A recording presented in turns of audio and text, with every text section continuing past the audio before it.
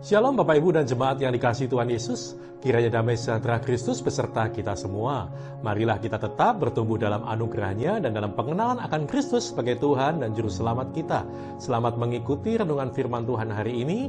Tuhan Yesus memberkati. Renungan hari ini Jumat 6 Agustus 2021 dengan judul Dibenarkan atau Merasa Benar. Kita akan baca satu bagian firman Tuhan yang terambil dari Injil Lukas pasal 18 ayat 14 yang berbunyi demikian. Aku berkata kepadamu, orang ini pulang ke rumahnya sebagai orang yang dibenarkan Allah, dan orang lain itu tidak. Sebab barang siapa meninggikan diri, ia akan direndahkan, dan barang siapa merendahkan diri, ia akan ditinggikan.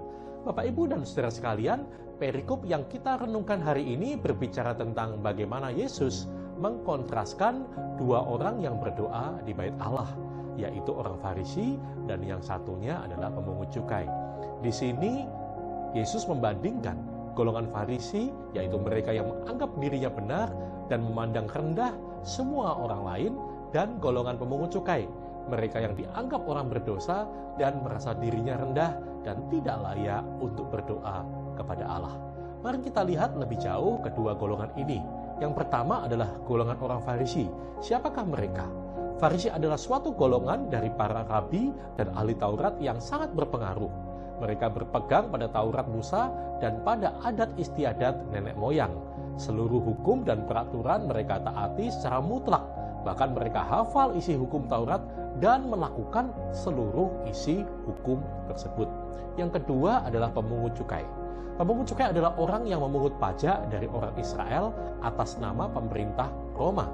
Mereka sangat dimusuhi oleh orang-orang Israel karena mereka dianggap melayani penguasa Roma, dan dengan demikian mereka digolongkan sebagai pengkhianat bangsa. Mereka dipandang sebagai orang yang tidak beragama dan tidak memiliki hati nurani, yang tidak peduli pada kesejahteraan rakyat Israel, umat Allah, dan bangsa mereka sendiri. Dari perbandingan ini kita bisa lihat bahwa orang Farisi adalah orang yang dianggap benar dan pemungut cukai adalah orang berdosa. Perlakuan masyarakat pun kepada kedua golongan ini sangat berbeda. Kepada orang Farisi mereka sangat dihormati, tetapi pemungut cukai sangat mereka benci. Tetapi Yesus justru mengecam sikap orang Farisi karena mereka memandang diri mereka sebagai orang yang khusus dan melebihi orang lain. Doanya dipenuhi dengan semangat membenarkan diri sendiri dan dengan melemparkan pandangan yang menghina kepada orang lain di sekitarnya. Di dalam doanya, sesungguhnya mereka ini menunjukkan bahwa mereka tidak membutuhkan Allah. Keyakinan dirinya begitu besar, sehingga dia percaya dapat berbuat sesuatu dengan standar yang ditetapkannya. Akibatnya, dia memandang rendah orang yang tidak dapat memenuhi standar tersebut. Sebaliknya, apa yang kita lihat dari pemungut cukai? Ia berdiri jauh-jauh, bahkan tidak berani menengadah ke langit, melainkan memukul diri dan berkata, "Ya Allah, kasihanilah aku orang berdosa ini." Kita lihat di sini bahwa pemungut cukai sadar bahwa dirinya adalah orang berdosa. Berbeda dengan orang Farisi yang menganggap dirinya benar karena merasa sudah melakukan semua isi hukum Taurat. Apa pandangan Yesus terhadap dua orang Farisi dan pemungut cukai ini?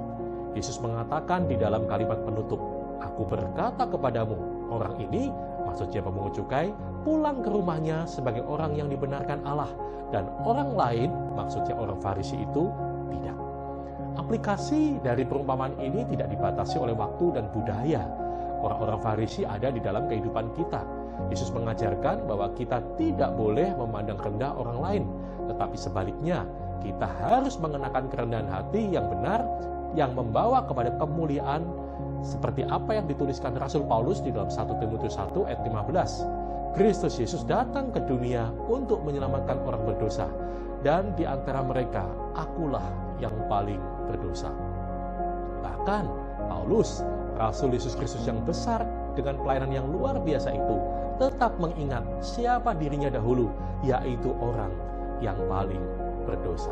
Bapak, Ibu, dan saudara sekalian, ketika kita sepenuhnya menyadari ketidakberhargaan diri kita dalam pandangan Allah dan meminta belas kasihannya, maka Allah mengampuni dosa-dosa kita dan menyelamatkan kita melalui anaknya, yaitu Yesus Kristus, dan kita menjadi orang yang dibenarkan oleh Allah. Amin.